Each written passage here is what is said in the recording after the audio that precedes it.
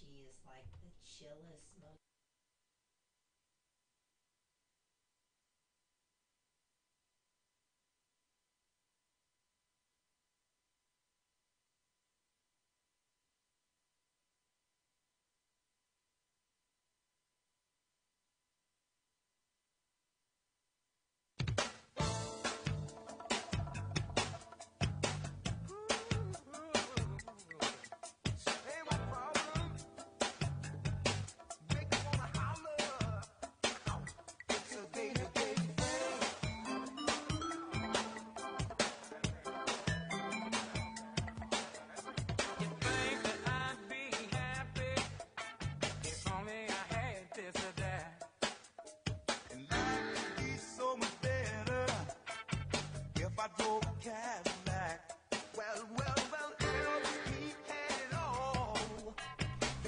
Hello, hello, hello. Happy Monday. Little fall nip in the air. Welcome into 1017 FM, 710 KEEL. Welcome into another edition of Strategies for Living. I'm marriage and family therapist David McMillan. It is so good to look down at the other end of the broadcast table and see the smiling like a Chessy cat. It feels good to be back. Thank you, David. Is that your grandma's smile there? That's my grandmother's smile. PLPC Carla McCormick. Yes, this is me. I missed you guys. Well, we missed you too. Thank you. And of course, Rapid. Whoa, losing the microphone. Rapid Ruben, right? I gotta control the the hand motions. the hand movement. Rapid Ruben, right? Our ace of the airwaves. Good evening, everybody. And you missed Carla last week did. as much as I did, didn't Absolutely, yeah. Our guests were amazing. We picked up some amazing co-hosts, but We did. But Carla is one of a kind. Aw, Yes, she is. thank you, guys. It feels good to be missed. you? Okay, so we want to hear. We want to hear about these grandbabies. Okay, so we had an emergency delivery last Thursday. You actually learned about it. I was telling Ruben, I thought you had learned about it when we were on the air Thursday. But a little bit before the show started. Yeah. So we had the babies Thursday night. She had the baby Thursday night. You zoomed off after I the did. show. I zoomed Thursday. off on Saturday morning. Okay. And then let's see, baby girl and mommy came home on Monday, and baby boy came home on Wednesday. Baby boys take a little longer. Well, you I know? didn't know that there's this thing called wimpy white boys. That's right. And it's like a real thing. Yeah. And WWBs. It just took him a little while to regulate his temperature and to get his breathing right and to eat enough. So, but both of them had checkups last week. They were both above birth weight. Mom's doing great, and they have 3 big brothers and sisters at home. So at home is two. A sister that's 5, a brother that's 4, and another sister that's 2. So you were really busy. Granny was busy, yes. Yeah, they call you Granny? They call me CC, but they can call me anything they want to. I would answer to almost anything. Yeah, tell me about it. But Tell me and then they were sick, so guess I brought home a little kid cold. Yeah, A you crud. brought a little present home. I miss them already. I hate that they're so far away in Tennessee, but that's where their jobs are now. So Gotcha. Tennessee's a great place to visit. yeah, it is. It is. I know, Ruben. You had a fun time there this summer, Absolutely, yeah. I have a sense that you'll be going more often. I have now. a sense that I'll probably be back sometime during the holidays. Yes. So I think I'm less dyslexic. Is that dyslexic backwards? Yeah, I think so. So can you help me? Probably not. Probably not. But I know someone who can. Oh yeah. Yeah. You know a guy? I know a gal. A gal? Okay. Well, Denise Walker's who you're talking about, isn't it? She's and you know she's my hero. I know she's your hero, and from Learning RX, and we are going to talk about dyslexia this evening and all things dyslexia, and learn a great deal about it right here, because we learn each and every time that Denise is with us. I know, that's why I like her. So, but she's kind of one of those people that's like that smart that goes makes me feel a little bit dumb. That's why part of your brain blows up every time. I know. Folks, thank you for tuning into Strategies for a Living. We are presented by CATA, the Council on Alcoholism and Drug Abuse of Northwest Louisiana. Been helping individuals and families for 60 years now.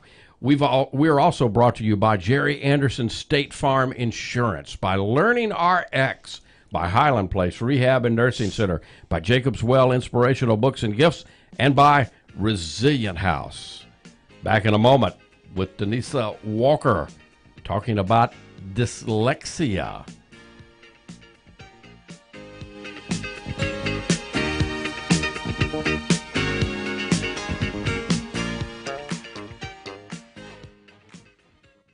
If we're talking addiction prevention, education,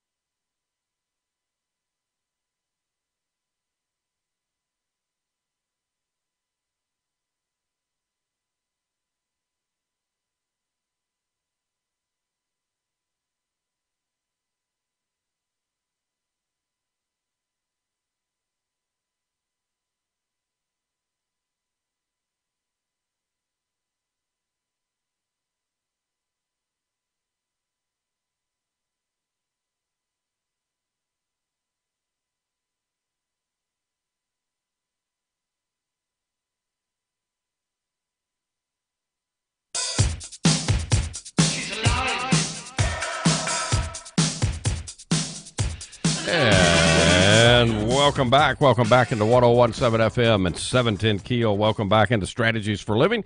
Marriage and family therapist David McMillan, PLPC, Carla McCormick. Let's welcome into the program now the Director of Learning RX Shreveport Bossier Brain Training Center. She is, of course, Denisa Walker. You really don't need an introduction anymore because you're almost an official co-host. You know, so you've got an open invitation anytime, Denisa. Well, thank you. I appreciate that. We always learn so much when you are here. Now you come out of education. Correct, You were a teacher for over 20 years. Wow.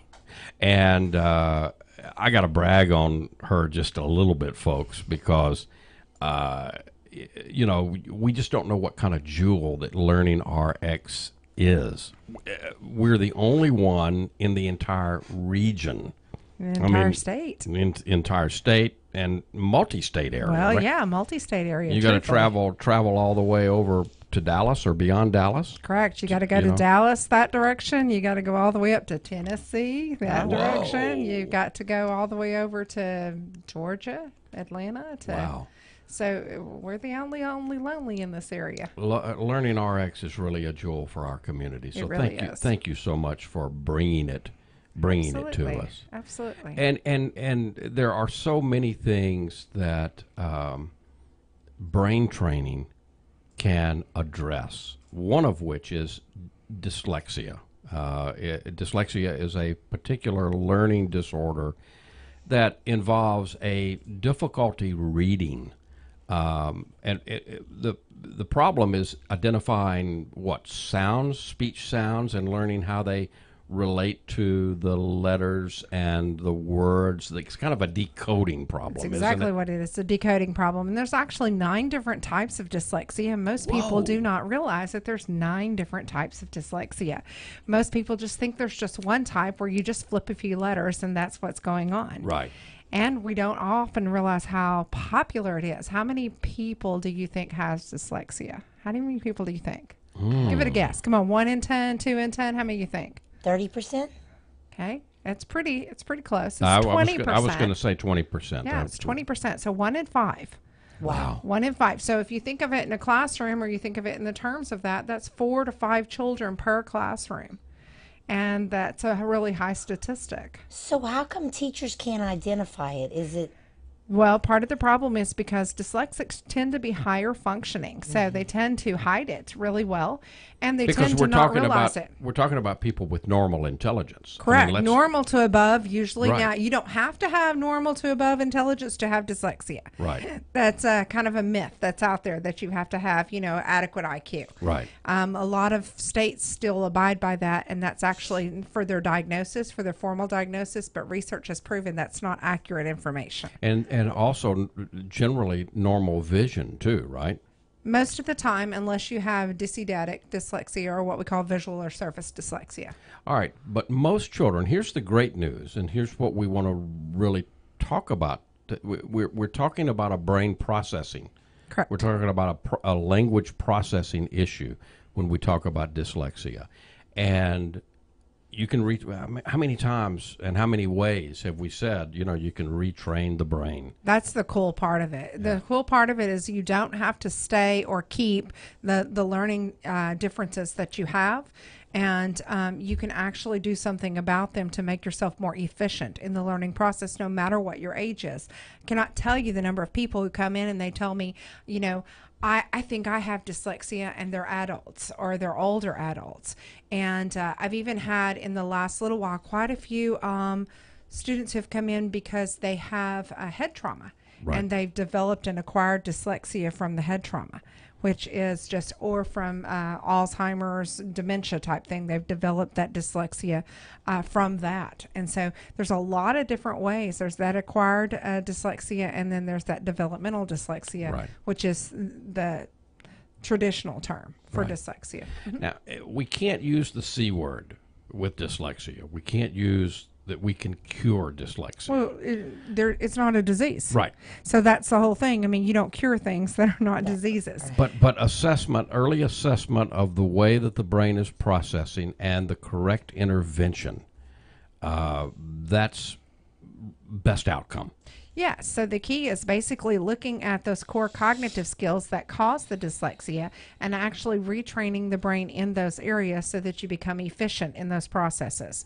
So one of those is making sure that you get into a program or an intervention that actually has a lot of the coding, or what we call for the, and there's a really good website for parents who just are really confused about dyslexia. There's a couple of really good ones. One is Children of the Code, not corn, Children of the Code.org. It's a kind of a different, it's a little ways to remember. It is close to Halloween, but it's childrenofthecode.org, and it will actually has lots of videos and footage, and it actually shows you how brain training changes the brain. Fantastic. And that's Dr. Sally Shaywitz was one of the I guess the pioneers, Developers in this area, and she was about learning that brain training really can change, and that dyslexia does not have to be a stigma, and changing the whole idea behind dyslexia, that you're not dumb and you're, that's not part of it. And a lot of kids feel that way, and they're not. Right. They feel slow, because of the processing speed issue. Absolutely. And they're not slow. They just actually are not as efficient Right. as they need to be at that information to keep in our world. And we move at a really fast pace. Yes, and we so do. reading fluency can really affect kids' self-esteem. Do you have any idea, you may or may not know this, how many kids go undiagnosed Oh, yeah. with Okay, with so dyslexia? we were just talking about that 1 in 5 actually have dyslexia. Right. 1 in 60 are actually diagnosed. Whoa, that's So- quite a gap. Yeah, very big gap. And so you have a whole bunch of kiddos. So if you look at your classroom and you say we have 4 to 5, it's 1 in every 12 classrooms will be diagnosed. So we're talking many times that this goes undiagnosed for literally years. For life. Yeah. Yeah. And so what kind of a cumulative effect can that bring into adulthood? How much can that really A lot of issues. In affect? fact, that's one of the things that we've talked about in the past, that what population in our prisons today Yes. have dyslexia, and it's quite an enormous population. They're saying 60 to 80%. Now, I know that's a really wide band, Right. but they're saying 80% have reading and learning issues, and 60% of those, are potentially dyslexic. So it's a pretty big number. Yeah. A lot of them are missed because, again, behavior and inadequate IQ happened, and they fell through the cracks. Right. And Obviously, when we talk about this, we obviously the emphasis is on the early diagnosis. Let's get our kids help. sure. But I don't, we've got so many adults that listen to us and are listening to us, and I think that's another thing that I want to make sure we emphasize this evening. It's never too late to address the problem. And that's 100% a lot of my passion. That's a personal passion for me, because my family, it was late in life that, someone in my family was diagnosed. So I think it's very important that you look at that and you say, it doesn't matter what your age, you still can know. Right. And one of the really great things that we're doing this week, actually Wednesday night, Right. we are actually having a dyslexia seminar at our offices and free screenings. So if you think you might be dyslexic and you want to know, it's a great time to come out at 7 p.m. to our offices, no charge to you, but a great Adults opportunity. and kids? Adults and children. How long does the testing take? Actually, the testing takes about 35 minutes, and you get to do that in the privacy of your home.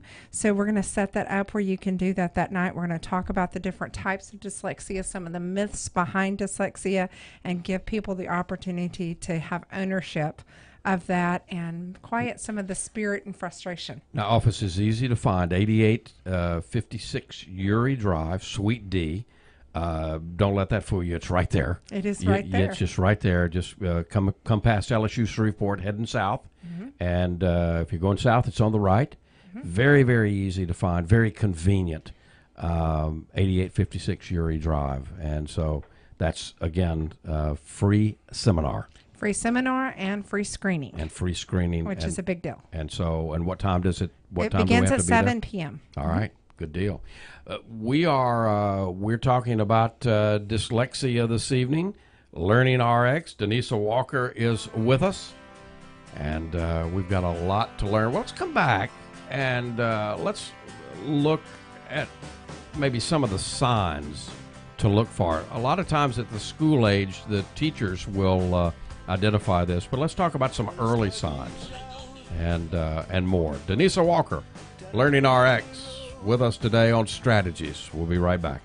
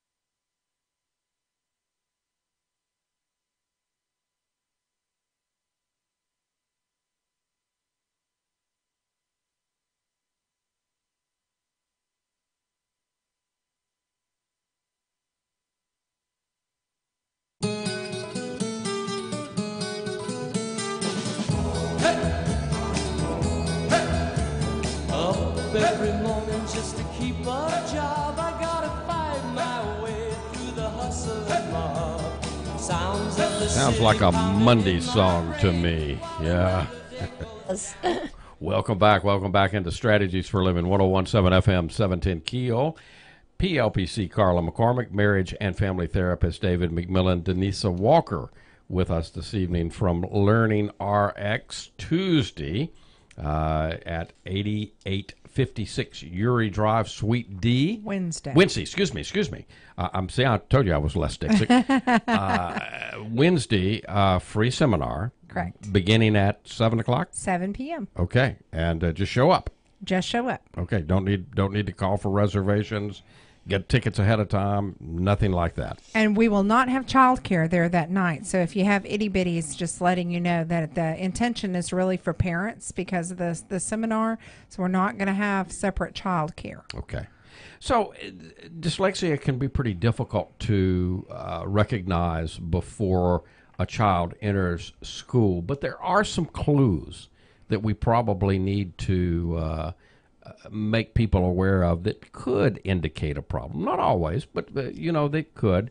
Now, once your child does reach school age, we'll talk about some things there, but your child's teacher is probably going to be the first to notice a problem. But again, the teachers are under a lot of stress and a lot of pressure. There's a lot of kids in the classroom today. So again, we can't count on that like we used to. No, and not only that is honestly, teachers are not trained to recognize dyslexia. Dyslexia specialists are, but teachers are not trained for that. Right. And I cannot tell you how many times parents have come to me and they are teachers and they're like, how did I not know my own child struggled with this? And, this is a very common thing that occurs, but a lot of people just don't recognize it because the signs look very different. Right. So there are signs in different areas that you can go and you can look at those different little tips. Some of the things I tell parents to be aware of is if your child has a lot of ear infections at an early age and like they're getting tubes and things, you need to be alert and aware because that's one of the things that can be cause acquired dyslexia, and that is basically that the child is hearing underwater for so long that they actually do not develop those phonemic sounds that they need to close sound and to make those coded languages. So that's one of those things. So some of the signs when a child is very young, before school age, late talking, they learn new words maybe slower. This may be easier to pick up when there's, older kids in the family or, you've been around other kids. Problem forming your words correctly, like reversing sounds in words or confusing words that sound alike. Problems remembering or naming your letters and your colors, and difficulty learning nursery rhymes. And rhyming is one of the biggest things I would say that you should pay attention to. If you're reading your little Dr. Seuss books and they're not instantly catching on to the rhyming. So this is one of the tips that we share with parents is this is one of the ways that you can begin the process of intervention, even at home, is by starting the rhyming experience for children. A really good place for parents to go to experience what it's like to be dyslexic. Understood.org has a tool called Through My Child's Eyes. And if you just Google Through My Child's Eyes, Understood, whatever, then you can get there. And it is a fabulous tool because you can actually experience what it feels like to be dyslexic or dyscalculic or dysgraphic and all the different versions of interventions that are available out there. It's really cool to see what that feels like in the but there's no true experience from one person to the other. I can tell you, I talked to a whole bunch of them. Yeah. And it's not often that, two people will relay the same exact experience. There's actually a great PSA. Are you still loading, are you still doing all the PSAs for the radio grouping? I do. Here? I am the PSA director. You are the director of PSAs. Yes. It's a great PSA that runs for understood.org. Correct. And it really does tell the story in 60 seconds, And it's a great tool to get in there and just experience what your child is experiencing or what you think your child might be experiencing. But if you're not sure, again, those different things that you can look for at all the different ages have to do with aversion to language. Yeah. Maybe they like to talk, but they're having a hard time having anything to do with letters. They don't want to play letters on the fridge. They don't want to write. They don't want to they'll color, but they won't do anything to do with math or letters or numbers, or they're just not interested in the coding aspect. What about the different forms of dyslexia, what you were just saying, dyscalculia and dysgraphia? What will you be testing for those too? So we will actually be screening for all of this because we're going to be doing a cognitive screening, and so the cognitive will actually show us the weak cognitive skills, whether it be a dyscalculic child or a dyslexic child or adult. The thing about it is a lot of people get all of that. This is Dyslexia Awareness Month. So that we can be aware that the language and how important it is to reading, because right now we're in the beginning of school and it's foundational. So you have these kiddos that are struggling, but like I often have is I have kiddos who, they come in and they're juniors or seniors in high school. Right. And they've been reading because they have been reading by rote. And they skip words and they read for full meaning, and we call these false readers.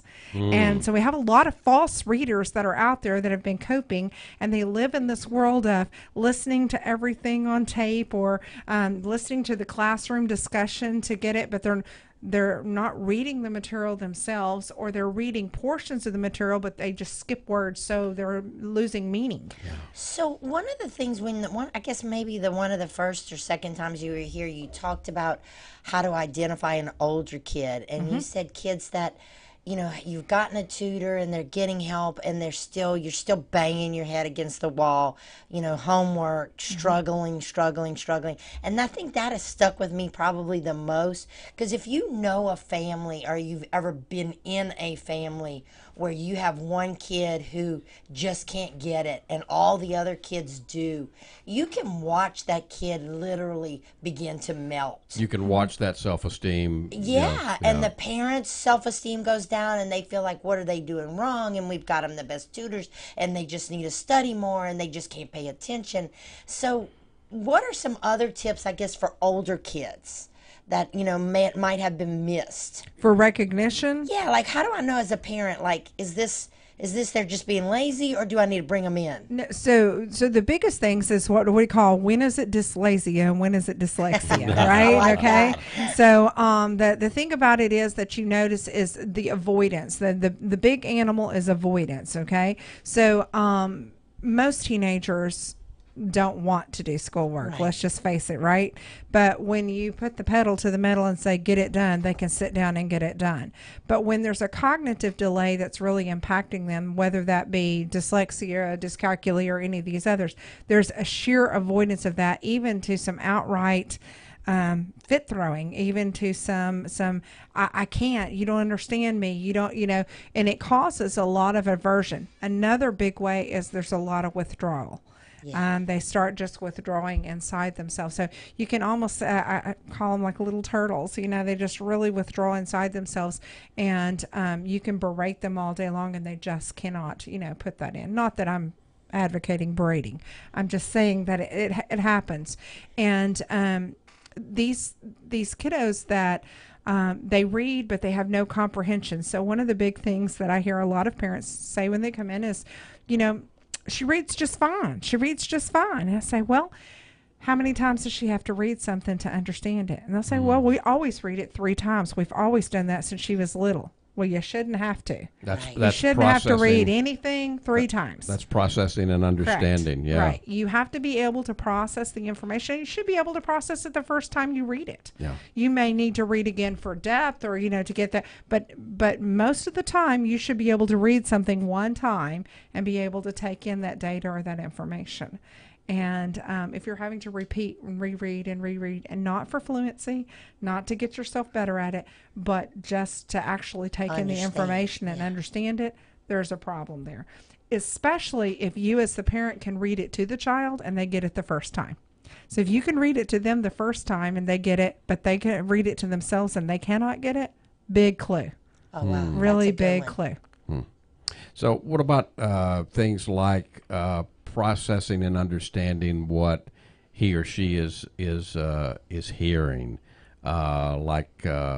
also finding the right word and forming answers to questions? Are those indicators also? Yes, mostly of a processing issue. And so a processing issue, so dyslexia has three little pegs to it, that you're looking at. You're looking at the comprehension, you're looking at that coding Right. experience, but you're also looking at the processing issue. And the processing issue, as I tell, everybody I talk to, it's much like an efficiency. I mean, if you think about the brain and you think you have Shreveport on one side and Bossier on the other, you got to have bridges to get across that Red River. Right. And the more bridges you have, the more efficient your information load is. Right. But if you don't have very many bridges, then your information load is very inefficient. Can you imagine just having, let's say, just Jimmy Davis and no other bridges? Just one bridge, yeah. Yeah, that would be super inefficient for our traffic load, especially our people up on in North Bossier. They would Right. hate that, right? Right. So the point of that being is that information gets lost and convoluted and distracted, and this is what happens. And so many of these children get diagnosed, and adults get, oh, well, you just have ADD, you have attention issues, and that's really not it at all. And so that the fact of the matter is many students are misdiagnosed with attention issues because they actually have dyslexia and it's been missed.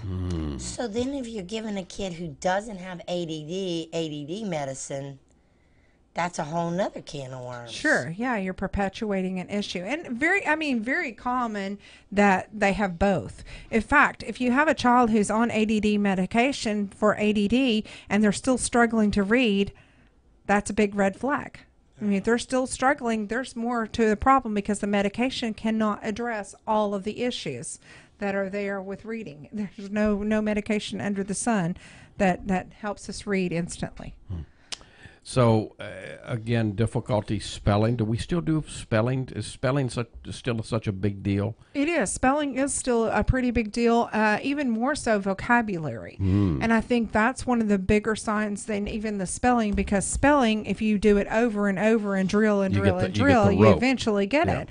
But when you cannot grasp a meaning and you're spelling it and you're flipping some letters, that's a common thing when you're young, Sure. or you Sure. have those types of issues, then you can kind of more easily see it.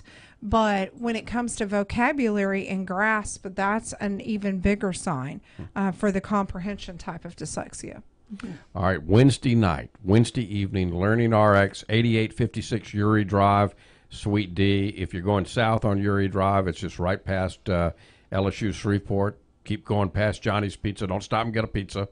Go to Learning RX, 8856 Uri Drive, Wednesday evening, 7 o'clock, free dyslexia seminar, free screening that evening. So what kind of a value is this? Well, the screening is normally over $100, and then the consult is another $100, so it's really over a $200 value. Couple $100 value. So Correct. how do you get that? Well, you get it because you're listening to Denise on Strategies for Living, and all you got to do is show up Wednesday night. It doesn't get any better than that, does it? That's correct. 8856 8856 Uri Drive, Learning RX, Shreveport, Bossier. Denise Walker with us this evening talking about dyslexia. We'll be back. More to come.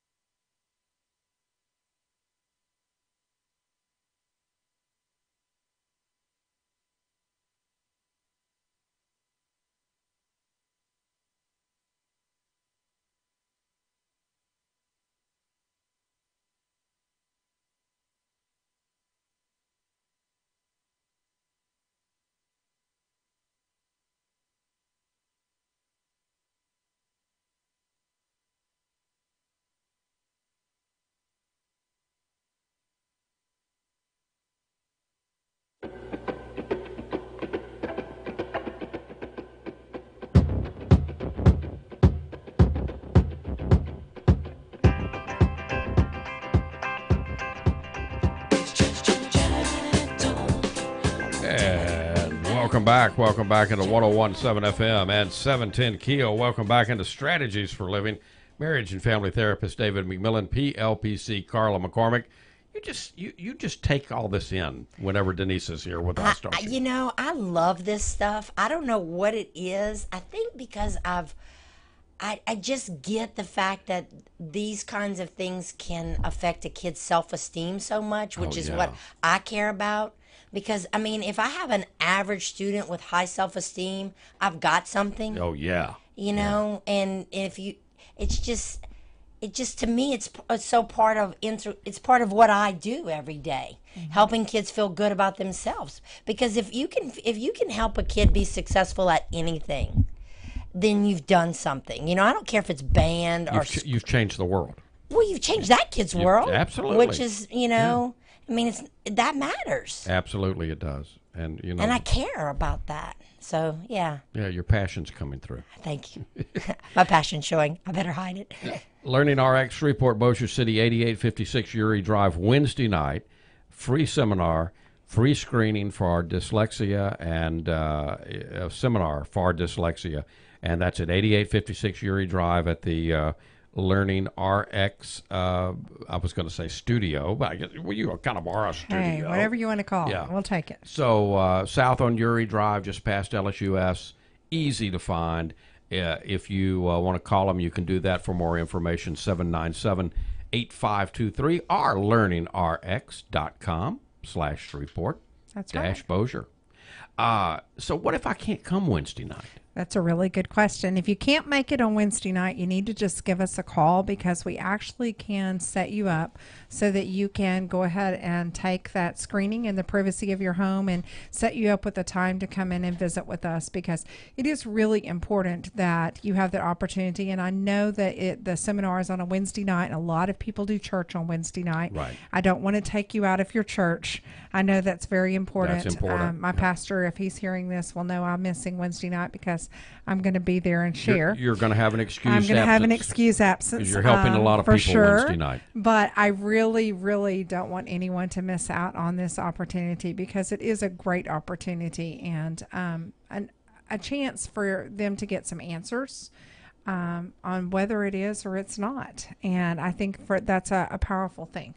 If you're an adult listening to us and you have any difficulty doing math problems, if you have difficulty memorizing things, if you have, well, maybe you've tried to learn a foreign language and there just seems to be a block there, we could have dyslexia on board. You absolutely can. And, you know, it's very common as we age that we start struggling with some of these things more, because we've coped for so long. But now, as our skill sets, our processing speed's one of the fastest things that falls as we age. And so if you already had low processing speed and then it begins to fall rapidly, you might feel like your memory is failing you really fast, really early in life. And it starts to stress people out. They think they've got Alzheimer's or something, exactly. and they don't. And a lot of times it's just a processing delay or as a result of dyslexia. So you can have like high IQ, very successful people who have done very well in life and still have dyslexia. Oh, in fact, a lot of the population is exactly that way. I mean, if you look up famous dyslexics, you would be shocked at how many of the people that you thought, oh, wow, that brilliant mind had dyslexia. You know, that brilliant mind has dyslexia. There is a lot of it. And one of the gifts of dyslexia, we talk about how, you know, hard it is a lot of times, but there's really a gift to the side of dyslexia. In fact, it kind of makes me jealous sometimes because I don't have dyslexia, but I see the gift of it that so many, like in my siblings, and it is the creative, out-of-the-box thinking, finding the ways around, and grit. Darn, the grit that they have. I know, we were just talking really about really good, you know, the fight through, you know, skills. And that's one of the things that can be a life skill that's, unbelievably good to have.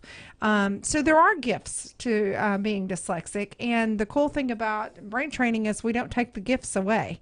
We actually just enhance the weak skills and build up the efficiency there, so you get to keep both then. So it's not like a scarlet letter or a curse or a, you're an idiot or you're dumb or any Not of these at all. bad, Not at all. disparaging The things. really cool things about it, I find that a lot of these students who struggle with dyslexia are fabulous on sports. They're really good on the field. They're really good in this. So they have good hand-eye coordination and good visual connect, visual spatial. They're good listeners generally, very good listeners, which makes them good spouses. Those are the things that are the wins in that. So it's just that you need to understand that sometimes that processing is not instant. And so enhancing the skills, even let's say for a sports star who's, I cannot tell you how many sports stars have come to see me because their dyslexia was keeping them from the field. And that's where their talent shone, but they were having a hard time with the reading that was, limiting them right. on the field. Even. And so by brain training, they actually got their skill set up and it helped them on the field because their processing got quicker. So they even became better on the field. There you go. So did I hear you say adults who think that they might be losing cognitive, ability really might have a dyslexia problem that has just been gone undiagnosed because now they can't compensate? It's possible. So we Kind don't of like my stigmatism in my eyes is getting worse. yeah. It's kind of some of those things. Sometimes you have compensated for so long, then when your skill set begins to fall, your compensation skills are not as strong as they were. And so then it really rears its head, and it can be super scary. And very often, and I say, it's not 100% of the time by any means, but a lot of times those people are dyslexic. So We should mention if there's a family history Definitely. of dyslexia. If you know of learning disabilities in your family, then you may that may be a risk factor for you. If you had premature birth or low birth weight, that also can be and is a risk factor. Exposure during pregnancy to nicotine. Or to drugs, alcohol, or that may be an indication. All of those things that expose that young brain, anything, improper nutrition, any of those things can predisposition you to that, besides just the genetic or the developmental type of dyslexia. Right. But the good news here, in fact, the great news is that we're not in jail. Right? Oh, yeah, absolutely. Yeah. Like I said, there is a gift to it. So enjoy the gift, and let's take care of taking the inefficiency and making it into an efficiency. So if I come Wednesday evening, I come to the seminar, I come to the screening, and it's positive for dyslexia, what can I expect? What are you gonna be recommending? We're actually going to share with you some interventions and things that you can do at home, apps, games, activities that you can do to boost your skill set, as well as talk to you about the availability of brain training, what we do in our center, and so how you would go about doing the brain training and experiencing that with us. And is that complicated? I mean, am I devoting half my life to retraining my brain? Not at all. It's a great experience, and we have students who our average length of program is 6 months. Wow. So it's really just think about someone who struggles with dyslexia for years, and then 6 months later they actually do not have that struggle anymore. They actually have overcome the struggle That of just blows my dyslexia. mind. That's the crazy part of it. And it's really, it's just mind-boggling and exciting that you can take, I think of this sweet little girl who just graduated recently and thought that she couldn't do it. She couldn't ever do it. And she's, in high school and has struggled for so long and given up. Right. And then, she comes in, finds out that this is, a potential issue due to her weak cognitive skills. And we address those weak cognitives, and what a lease on life. What a lease Yeah. on life. She is now a teacher herself. Oh, wow. That's crazy. How many? I mean, you just widen the road in front of them, basically. Oh, yeah, absolutely. You can give them back so many opportunities. I can just tell you, I can think of, well, I'll tell you one sweet story right now is I just had one of my former students who struggled with this, who just enrolled her 4-year-old because she said, I want to get in front of the issue. I struggled with this my whole life and was a junior in high school when I came, and now I want my child That's so to cool. get this advantage. So. Wednesday night, 8856 Uri Drive, Suite D, just past LSU Shreveport, going south on Uri Drive. 8856 Uri Drive, Suite D, Learning RX, Shreveport Bossier. Free dyslexia screening and seminar. Wednesday night, 7 o'clock. We'll be back with Denisa Walker here on Strategies. Stay with us. And I'm trying to please to the calling of your heartstrings.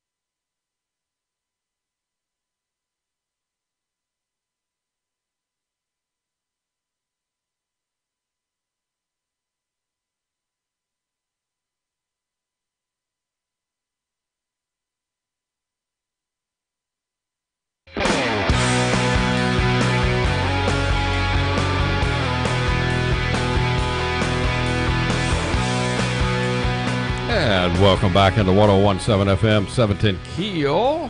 Marriage and family therapist David McMillan, PLPC, Carla McCormick, and we are wrapping things up this evening with Denisa Walker from Learning RX Shreveport Bossier. So Wednesday night, 8856 Uri Drive at your offices, free dyslexia seminar and screening. Couple $100 value. It absolutely is. And one of the really cool things is it's not just a screening for dyslexia. See, I just threw that at you. Oh, wow. It actually screens all of your cognitive skills.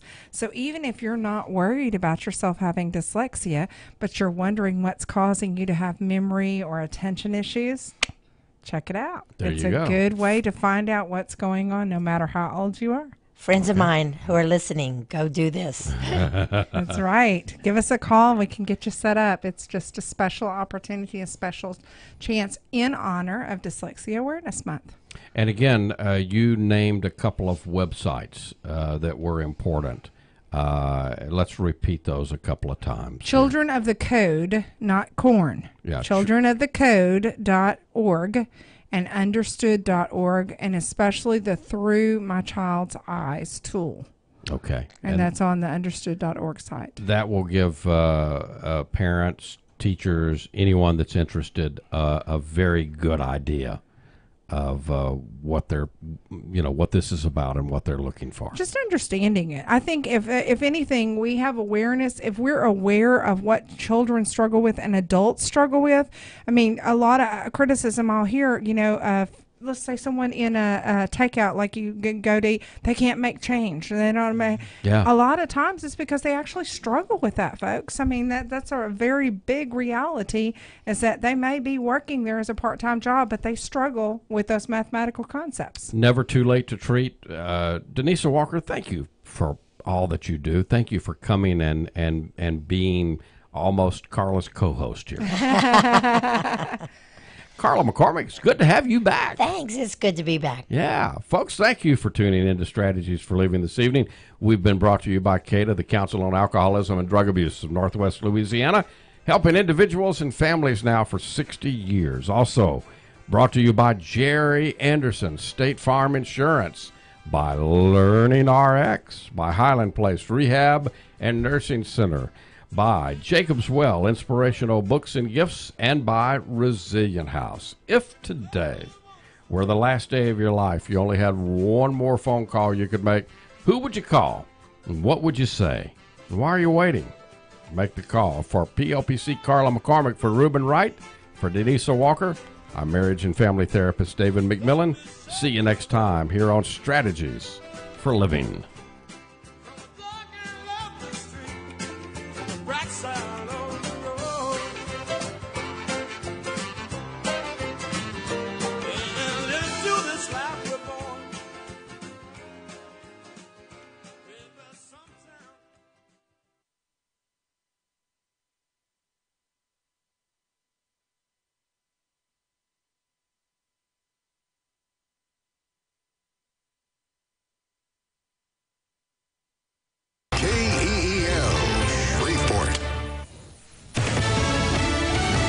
Investigation underway. I'm Lisa Lacera, Fox News. Saudi Arabia conducting its own investigation into the disappearance of journalist Jamal Khashoggi, who went missing 3 weeks ago at the Saudi consulate in Turkey. Investigators spent at least 5 hours at the consulate, a Saudi team and Turkish forensic police. Notably, a cleaning crew also arrived hours ahead of them both. Now the European Union is also looking for answers. On Sunday, Riyadh reacted angrily to political and economic threats over the case, saying the kingdom affirms its total rejection of any threat